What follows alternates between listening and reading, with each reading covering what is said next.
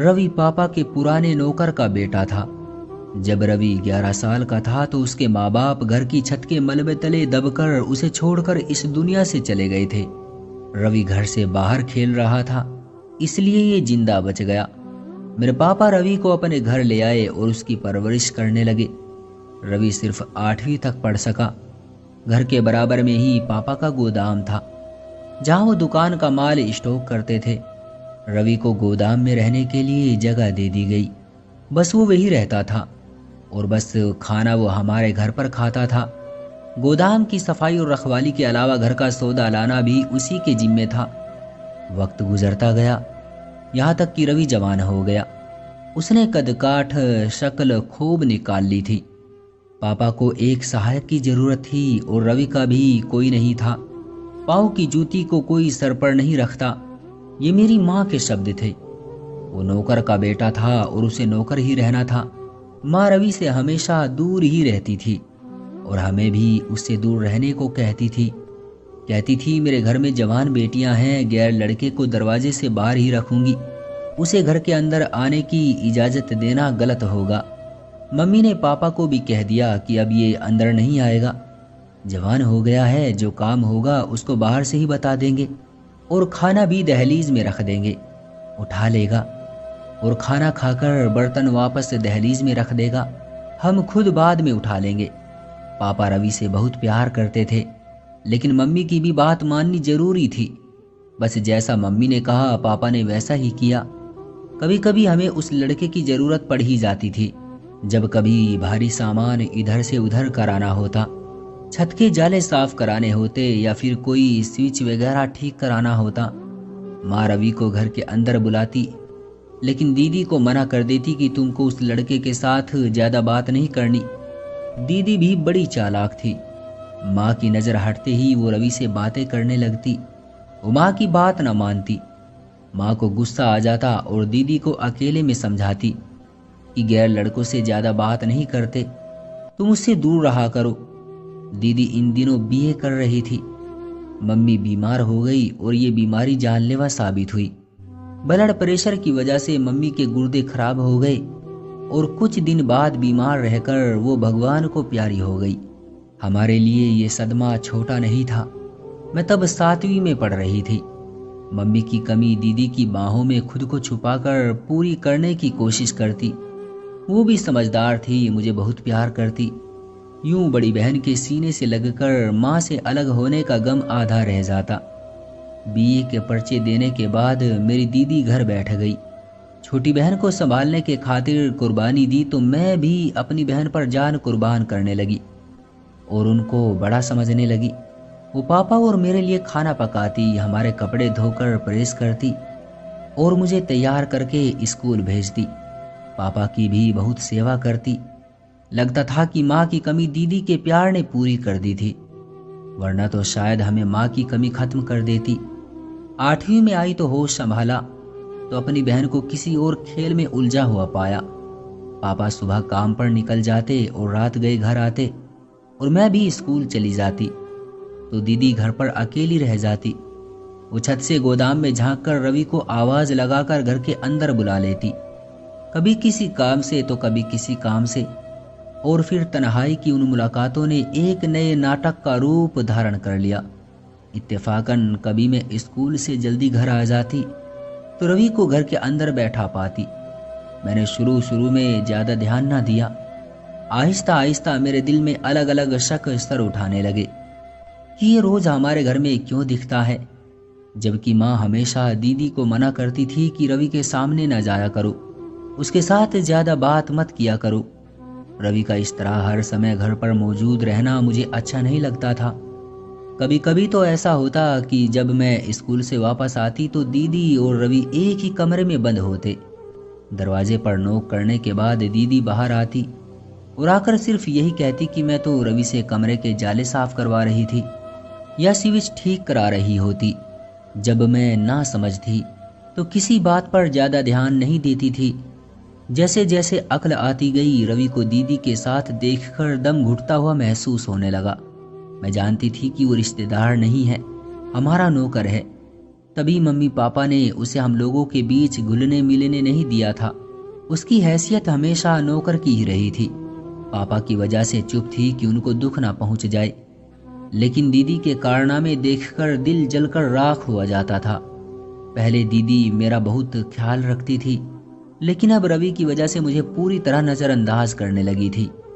जब वो होता तो उसकी ही सेवा में लगी रहती, उसे अच्छा खाने को देती और मुझे डांटती रहती थी कि ठहर जाओ, भूख से मरी तो नहीं जा रही हो।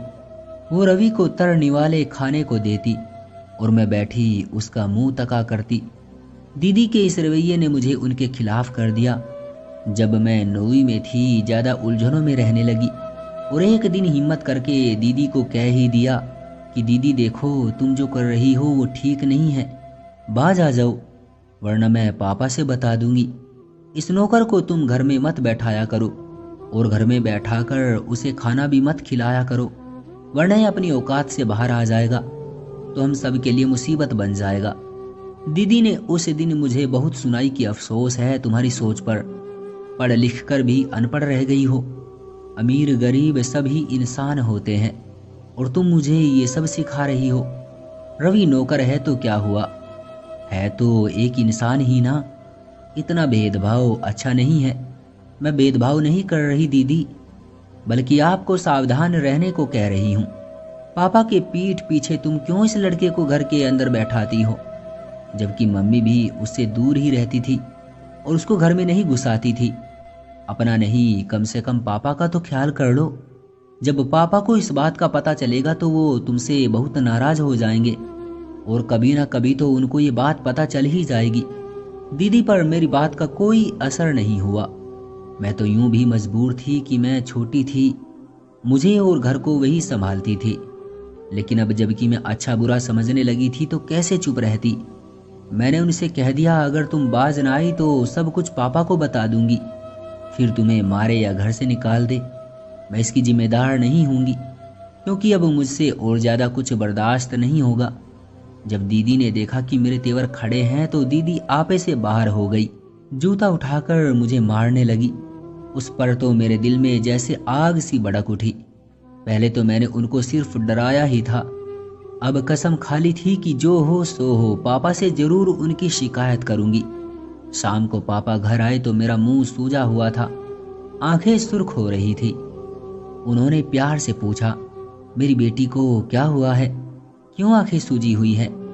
मैं तो बस फट पड़ी और जज्बात में आकर पापा को बता दिया कि दीदी रोज रवि को बुलाकर कमरे में बैठा लेती है, उसे किचन में बैठाकर गर्म गर्म खाने खिलाती है।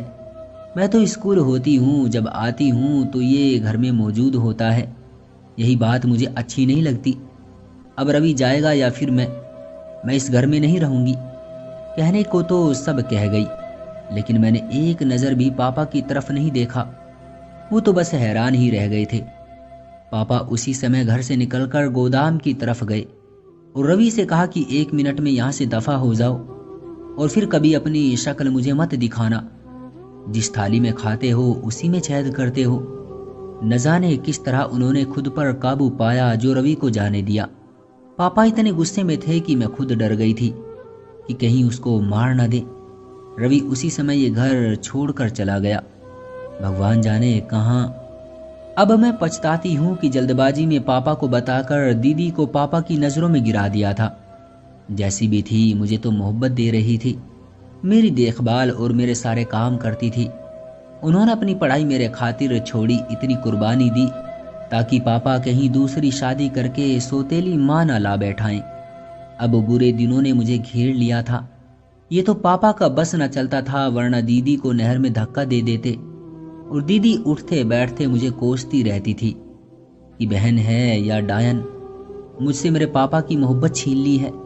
चुड़ैल, मैं तो हर वक्त तुझ पर कुर्बान हुआ करती थी और तूने ये सिला दिया मेरे प्यार का, मुझे पापा की नज़रों में गिरा दिया। मैं तुमसे इस बात का बदला जरूर लूंगी। मैं रवि से सिर्फ बातें ही तो करती थी ना, कभी कोई गलत हरकत करते तो नहीं देखा था ना। फिर इतनी सी बात को बढ़ा चढ़ाकर पापा के कान क्यों भर दिए तूने।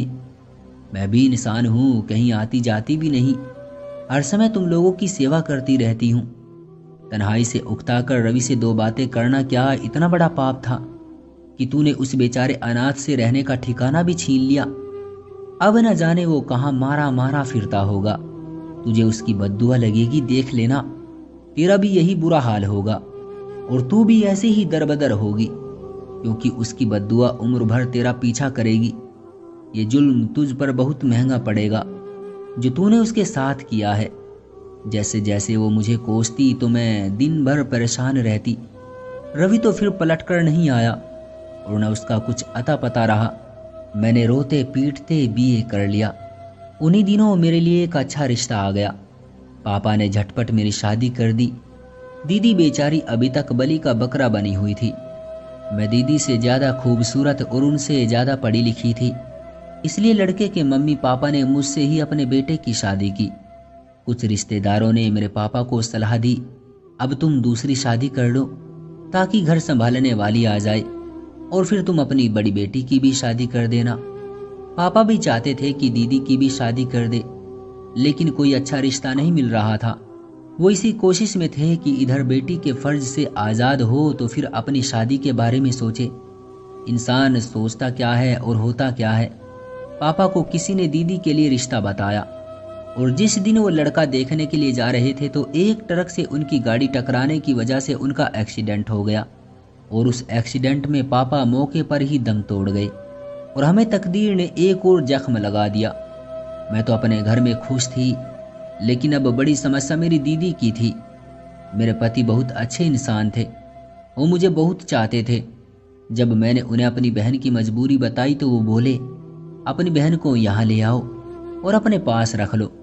मैंने कहा कि ऐसा करना सही नहीं होगा, घर को ताला लग जाएगा और फिर लोग आपको क्या कहेंगे। बेहतर यह है कि हम ही कुछ दिनों के लिए दीदी के पास जाकर रह लेते हैं, जब तक कोई अच्छा रिश्ता दीदी के लिए नहीं मिल जाता कि जिसको घर दामाद बनने की शर्त मंजूर हो।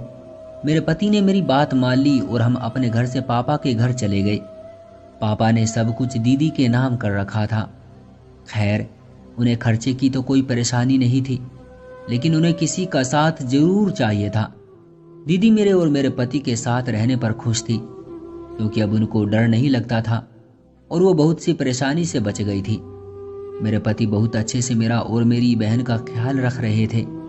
मैं पापा के घर आकर कुछ बेआराम जरूर हुई थी, क्योंकि मेरा अपना घर बहुत बड़ा और उसमें हर फैसिलिटी थी। वहाँ नौकर चाकर भी थे। मेरे पति मुझसे बहुत मोहब्बत करते थे। वाह रे किस्मत, दीदी के लिए अभी तक कोई अच्छा रिश्ता नहीं आया था। मैंने दीदी से जिद की कि अब आप हमारे घर चलकर रहो, हम बहुत दिन आपके पास रह लिए हैं। मेरा एक ही मकसद था कि वो मेरे महल जैसे घर में रहेगी, तो मेरे पति के स्टेटस के मुताबिक उनके लिए कोई अच्छा रिश्ता आ जाएगा। दीदी मेरे घर में मेरे साथ रहने लगी। हमारे साथ रहते हुए उनको एहसास हुआ कि मुझे तो दुनिया की दौलत मिल गई है, पति के प्यार का खजाना और हर तरह का ऐशो आराम। मेरे पति की मोहब्बत मेरे लिए बहुत बड़ी दौलत थी, जिसने मेरे घर को स्वर्ग बना दिया था, जिससे दीदी दिल ही दिल में जलने और मुझसे नफरत करने लगी थी। कार, बंगला, जेवर सब कुछ तो मेरे पास था। मैं राजकुमारियों की तरह रहती थी। नौकर चाकर मेरे आगे पीछे फिरते रहते थे। ऊपर वाले ने मुझे 2 बेटे भी दिए थे, लेकिन मेरी बहन के नसीब के फूल ना खिले। कई बार रिश्ते की कोशिश हुई, लेकिन बात बनती और फिर टूट जाती। भगवान जाने क्या वजह थी। अब दीदी की शादी की उम्र भी निकली जा रही थी और वही हुआ जिसका डर था। बहुत कोशिशों के बावजूद भी उनका रिश्ता ना हो सका और उनकी शादी की उम्र निकल गई। मैं तो खुशी खुशी अपने बच्चों की चहकारियों में गुम थी, लेकिन मुझसे कई साल बड़ी मेरी बहन तन्हाई की आग में झुलस रही थी। मुझे महसूस होने लगा कि जब मैं अपने पति के करीब होती हूँ और हम प्यार मोहब्बत से बातें करते हैं तो दीदी खो सी जाती है। अब तो अक्सर वो हमें हंसते बोलते देखकर ठंडी सी आहें भरती है और उनके तो चेहरे का रंग ही बदल जाता था। मैं ये भी नोट करने लगी कि जब मैं और मेरे पति कमरे में अकेले बैठे प्यार मोहब्बत की बातें कर रहे होते थे तो दीदी चोरी चोरी हमारे कमरे में झांकती और बार बार हमारे कमरे में चक्कर लगाती थी। तभी मुझे दीदी की और ज़्यादा फिक्र होने लगी और मैंने उनको खुश देखने की खातिर अपने पति से कहा कि आप बच्चों और दीदी को लेकर घूमने के लिए जाया करो। मैं तीसरी बार प्रेग्नेंट थी, इस वजह से मेरी तबीयत खराब रहती थी और घर से बाहर निकलना मेरे लिए मुश्किल हो रहा था। गर्मियों की छुट्टियां थी। मैंने अपने पति को मजबूर किया कि बच्चों को बाहर पार्क में घुमा लाया करो। मैं नहीं जा सकती, दीदी को ले जाओ। उन्होंने कहा कि तुम्हारे बगैर क्या मजा आएगा। मैं ना मानी। दरअसल मैं दीदी को खुश देखना चाहती थी, क्योंकि उन दिनों वो बहुत बुझी बुझी और उदास थी। बस उसी दिन से मेरी खुशियों ने मुझसे मुंह मोड़ लिया और मेरी बर्बादी शुरू हुई। और फिर वापसी पर मेरी बहन का मूड और मिजाज सब कुछ बदला बदला था। और आज मेरे पति की नजरें भी बदली बदली सी थी। वजह मेरी समझ में नहीं आ रही थी, क्योंकि इस रिश्ते को मैं सबसे पवित्र समझती थी जो मेरी बहन और मेरे पति के बीच था। इतना प्यार करने वाले पति जिस पर एक पत्नी पूरा पूरा भरोसा करती थी, जबकि दीदी ने तो मुझे बहुत प्यार दिया था। माँ के गुजर जाने के बाद उनकी याद को इसी बहन की मोहब्बत ने पूरा किया था। लेकिन आज ये क्या कि दोनों ही मुझसे निगाहें मिलाते हुए शर्मा रहे थे। मैं हैरान और खामोश थी। मैंने धैर्य से काम लिया और खुद को समझाया, सगी बहन पर शक करना सही नहीं था। मैं फिर रोज की तरह कामों में लग गई। लेकिन दीदी के रंग ढंग बनाव सिंगार से दिल को अजीब सा लगा। जाने क्यों दीदी को बेसुकूनी खा रही थी। तीसरे बच्चे की पैदाइश के दिन मैं अस्पताल में थी। जब घर लौटी तो ये घर मेरा नहीं रहा था। मेरे पति ने मुझसे माफी मांगी और कहा, इसमें तुम्हारी बहन का कसूर है। तुम्हारी बहन खुद ही मेरे करीब आई थी। मैंने तो कभी ऐसा सोचा भी नहीं था। लेकिन अब जो हो चुका है उसको बताए बगैर मेरा बोझ हल्का नहीं होगा और बढ़ता जाएगा। अब अपनी बहन से ही पूछ लो जो पूछना है। उन्होंने जो कहा मैं सुनकर सन्नाटे में रह गई। ये कहकर मेरे पति वहां से चले गए और फिर मैंने झपटकर दीदी का गला पकड़ लिया। क्यों किया तुमने मेरे साथ ऐसा? तुम्हें बदला लेने का यही रास्ता मिला? बहुत दर्द हो रहा है ना अपने पति से अलग होने का। तुमने तो मुझे डबल दर्द दिया था। एक तो मुझे रवि से अलग कर दिया और दूसरा मुझे पापा की नजरों में भी गिरा दिया। बस अब क्या करती, गलती तो मेरी ही थी। जिस कदर मातम करती कम था। कभी बहन की तरफ देखती थी तो कभी अपने बच्चों की तरफ। दुख तो ये था कि दीदी को अपने इस गंदे काम पर कोई दुख, कोई शर्मिंदगी नहीं थी। दिल से बस दीदी की तरह बद्दुआएं ही निकल रही थी। फिर मेरे वही दिन याद आने लगा जब दीदी रवि के लिए तड़पी थी। मैं सोच कर रो रही थी, आखिर दीदी ने अपना बदला ले ही लिया। लेकिन अब मैंने सोच लिया कि अब मैं इस घर में नहीं रहूंगी। अब मेरे अपने पति से कोई नाता नहीं रहा था, क्योंकि अब हमारी तलाक हो चुकी थी। मुझे उनका घर छोड़ना ही पड़ा और मैं अपने पापा के घर आ गई, जहां सालों से ताला पड़ा हुआ था। और दीदी ने शादी करके मेरा घर संभाल लिया। मेरे स्वर्ग की हकदार बन गई। उन्हें मेरे लुटने का जरा भी मलाल नहीं था और न मेरे बच्चों पर उनको तरस आया था। मैं दिन रात यही सोच सोच कर हैरान होती रहती हूँ कि इतने करीबी रिश्तों का भी कोई भरोसा नहीं। आखिर दीदी ने मेरी हंसती बसती जिंदगी को बर्बाद करके अपना पुराना बदला ले ही लिया और अपनी जिंदगी आबाद कर ली। मैं क्या करती, गलती तो मेरी ही थी। अब मुझे मेरी गलती की सजा मिल रही है। तो दोस्तों, ये थी हमारी आज की कहानी। उम्मीद करते हैं कि आपको पसंद आई होगी। आपका क्या कहना है इस कहानी के बारे में? कमेंट करके हमें जरूर बताएं। वीडियो को लाइक करके चैनल को सब्सक्राइब कर लीजिए और साथ में घंटी को दबाकर ऑल पर सेट कर लीजिए, ताकि आने वाली वीडियो आपको तुरंत मिले। मुझे दीजिए अगली वीडियो तक इजाज़त। तब तक के लिए धन्यवाद।